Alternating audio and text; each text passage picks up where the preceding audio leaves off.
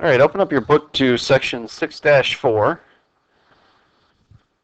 This is titled Radian Measure of Angles, and we are on page 300 in your book. Again, the objective for this section is given an angle measure in degrees. We want to be able to convert it to radians and vice versa, and we've now seen how to do that. And given an angle measure in radians, we want to be able to find the trig function values, which is what we're going to tackle here in the second half. All right, so let's take a look at a couple of examples to illustrate this. Take a look at example number 3 here on page 303 in your book. And example number 3 says to find the tangent of 3.7. So the convention that we're using here from this point forward is if they don't indicate that this is in degrees by putting a degree mark, then it's understood that this is in radians. So when they say the tangent of 3.7, that's the same as if they had said the tangent of 3.7 radians. We don't need to write radians in there because it's understood that when we're talking about a trig function evaluated at some quantity, if there's no degree mark, then that automatically means it's in radians. Well, tangent of 3.7, I don't know exactly what tangent of 3.7 is, but I do know that 3.7 is going to fall in the third quadrant. And in terms of my acronym that I know, again, I know pi is right here. Pi is 3.14. I know 4 was somewhere around here. 3 was back here. So 3.7, I don't know exactly where it's at, but I do know it's going to be in the third quadrant here. We'll say that 3.7 is about right here. So here's my angle that we're looking at, 3.7 radians. And when I think about my little acronym there, all students take calculus. All students take calculus. The T there tells me that tangent and its reciprocal, cotangent, are positive in this quadrant here. So I'm going to expect that I get a positive answer. I'm not sure exactly what that number is going to be, but at least I know that I'm going to expect a positive number. Let's grab our calculator and see what value we should actually get. So again, make sure you're in the right mode here. You need to be in radian mode. And I am, but you can double check on your calculator that you're in radian mode. And if you take the tangent of 3.7,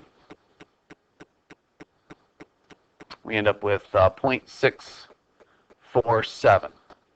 All right. Now, one thing you can do as well, if you are not wanting to switch back and forth between radians and degrees, let's suppose that you'd been in the wrong mode here.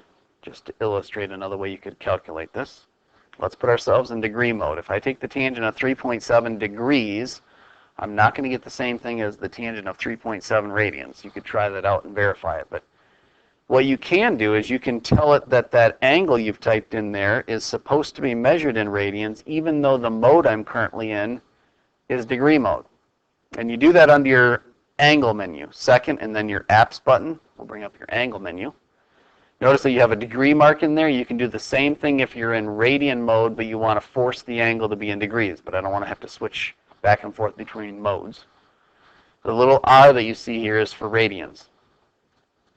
So if I say 3.7 and a little r on my calculator, that's the same as saying it's supposed to be in radian mode.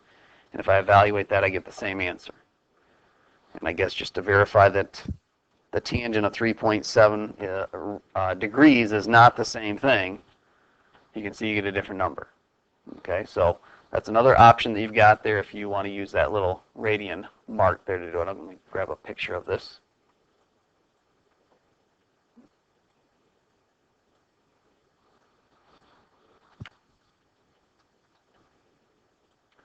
Just resize that here. So this turns out to be 0.625, it looks like, is our value. Put it down there. It's not on my way. This turns out to be 0.625 is our value.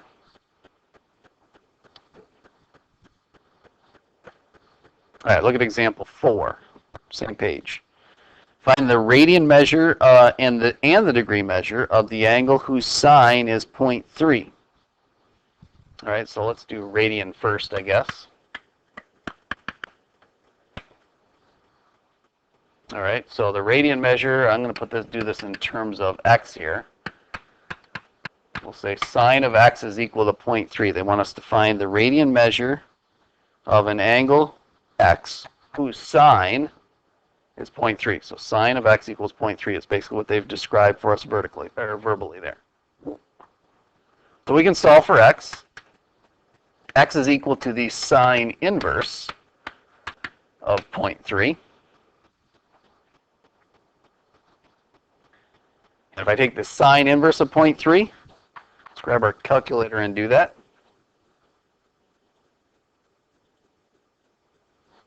Just clear off the screen there, and I'm going to put this back into radian mode. You could do something similar, I think, with that little r there. But you got to do it in the right spot. So I'm just going to switch over to radian mode here and take the sine inverse of 0.3.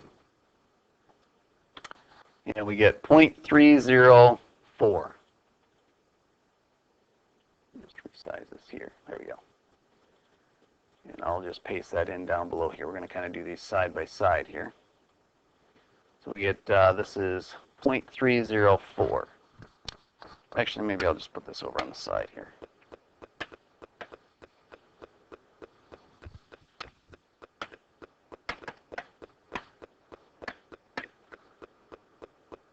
.305, we'll say. 305, 0.305. So that's somewhere in the first quadrant is what that tells me, right? 0.305, 3/10 of the way along that arc.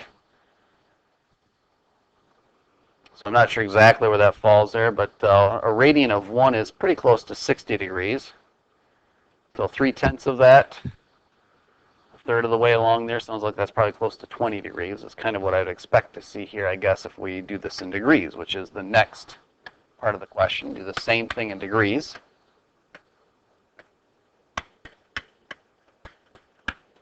Good thing for us is that it sets up the exact same way. We'll say sine of theta, though, for degrees, is equal to 0.3. So that means theta is equal to the sine inverse of 0.3. And again, we're going to have to grab our calculator in order to evaluate that.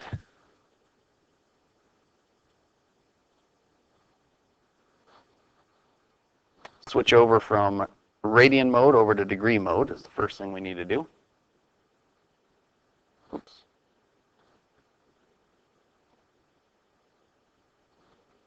All right, and then take the sine inverse of 0.3. Again, this answer will now be in degrees. We get 17.457. We said it should be somewhere around 20 degrees. At least we were close with our approximation. That's good.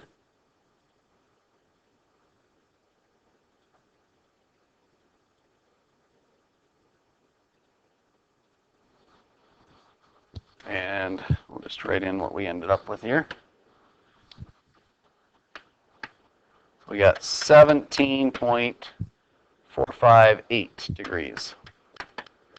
And make sure you're including 3 decimal places if you're rounding those answers like we did there. All right, and I think that's all they asked us to do for that one. Find the radian measure and the degree measure of an angle whose sine is 0.3. Very nice.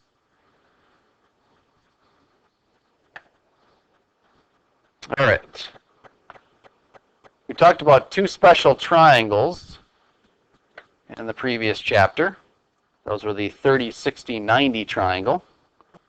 That was in degrees. And the 45, 45, 90 triangle. That was also in degrees.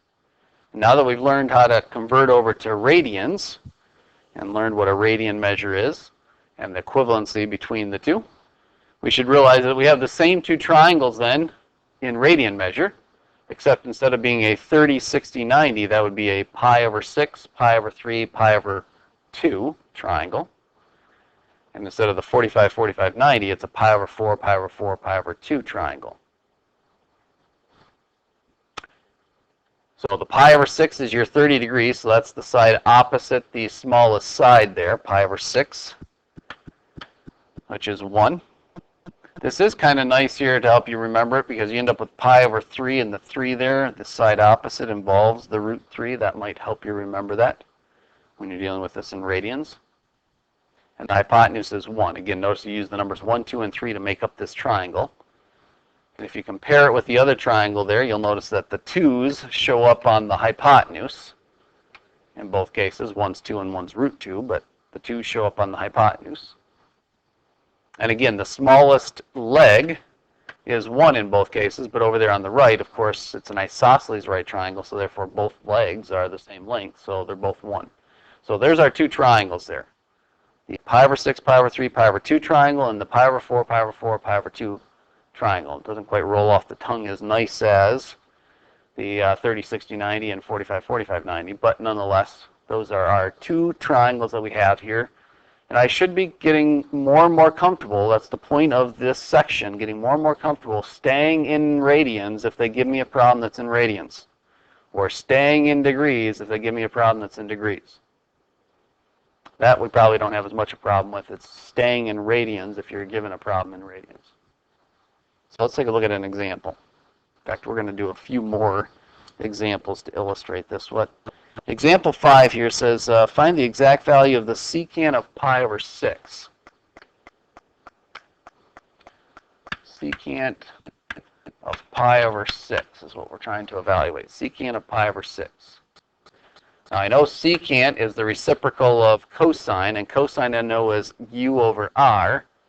So I know that the calculation I've got to do here is r over u. The question is, well, what's r and what's u then, right? So that's what we're going to try to do. So let's sketch this angle in standard position. And then we'll sketch its reference angle, and if we need to, its reference triangle. This, remember, is 0. Here's pi over 2 in radians, and here's pi in radians. So the question is, where are we at? Well, pi over 6. That's 1/6 pi. Think of the fractions that you're working with here. We have 0 pi. That's where we're starting out.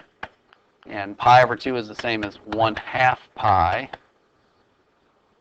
Well, 1/6 pi falls between 1/2 pi and 0. It's in the first quadrant. So this angle right here is pi over 6, or 1/6 pi. In fact, that is one of the angles in that first triangle we just saw there. If I sketch in my reference triangle, the sides of that are going to be 1. Pi over 6 is the smallest angle there. Root 3 and 2. So the name of this point, UV, is going to be root 3, comma 1. There's our UV. R is already marked there. That's the hypotenuse. That's always a positive value. So what do we end up with then? R is equal to 2. And U is equal to the square root of 3. 2 over the square root of 3. Notice that we started out in radians. We kept this thing in radians. We were able to sketch that angle in standard position, sketch the reference triangle in there, mark the sides that we know, come up with the point UV and the distance R, and then come up with the answer for what secant of pi over 6 is.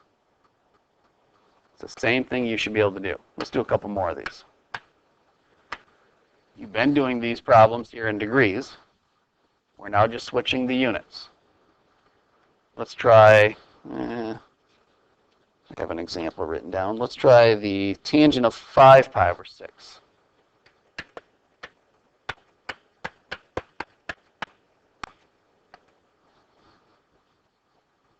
Again, the way you should be thinking of is, well, to figure this out, I need to know what v over u is equal to. Tangent is defined as v over u. Notice that I don't even have to know r for this. We'll go ahead and find what r is, but I could do this without finding r. So first thing we're going to do is sketch this angle in standard position. 5 pi over 6. That's 5/6 of pi. 5/6. If you think about what that decimal would be, 5/6 is 0.83 repeating. That's somewhere between 1/2 and 1 pi. It's somewhere between 1/2 pi and 1 pi. So if this is 0, this is pi over 2, and this is pi, 5/6 of pi is less than pi. It's only 5/6 of it. You're missing a sixth. So you got to be somewhere here in the second quadrant. This is 5 pi over 6.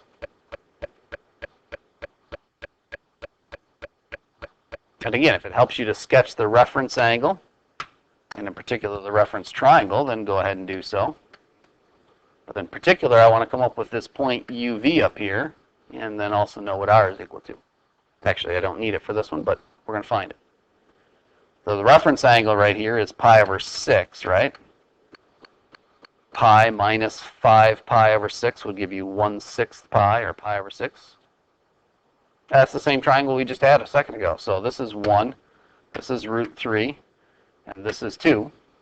That's the triangle, but now again, the reason why we write this as a point UV, because I need to get the right coordinates here on this thing, in particular positive and negatives here. So if I'm in the second quadrant, then the U value is negative, so it's negative root 3 comma 1, and the R value is the 2. I don't need it for this problem, but that's what it turns out to be.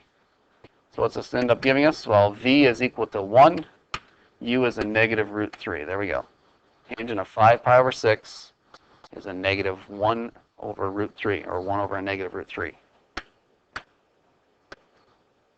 right, let's try one more.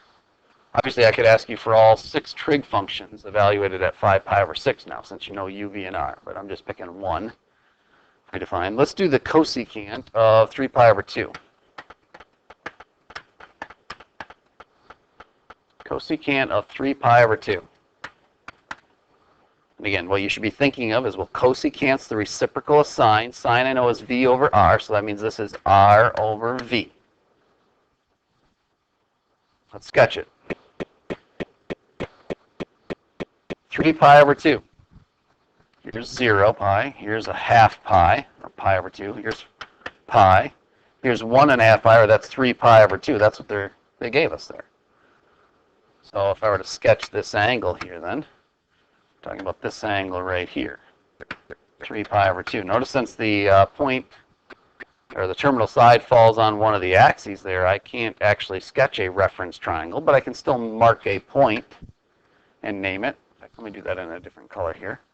We'll name that, let's see, that's at x equals 0, and I can pick any y value as long as it's negative, but I'd suggest you pick something small like negative 1. That's your uv. And r, of course, is just the square root of u squared plus v squared, so r would turn out to be 0 squared plus a negative 1 squared. That's just 1, right? So far we are from the origin, 1 unit there. Oh, okay, so there we go. We can answer the question then. R is 1. V is negative 1. So it turns out the cosecant of 3 pi over 2 is a negative 1, or 1 over a negative 1, same thing. You did problems just like this in the previous chapter, but they were all in radians. They were all in degrees. We're now doing the exact same thing. The only thing we're changing here is the units that you're working with. The process will be exactly the same. But what I want to warn you about is don't get yourself in the habit of switching over to degrees every time. That's as ridiculous as switching over from feet to meters every time, because you can't work with standard and you have to work with metric, or vice versa. If you don't convert units there all the time, then why would you convert these units all the time? If you're given a problem in radians, keep it in radians. If you're given a problem in degrees, keep it in degrees. All right, that's the end of the second half here of section 6-4.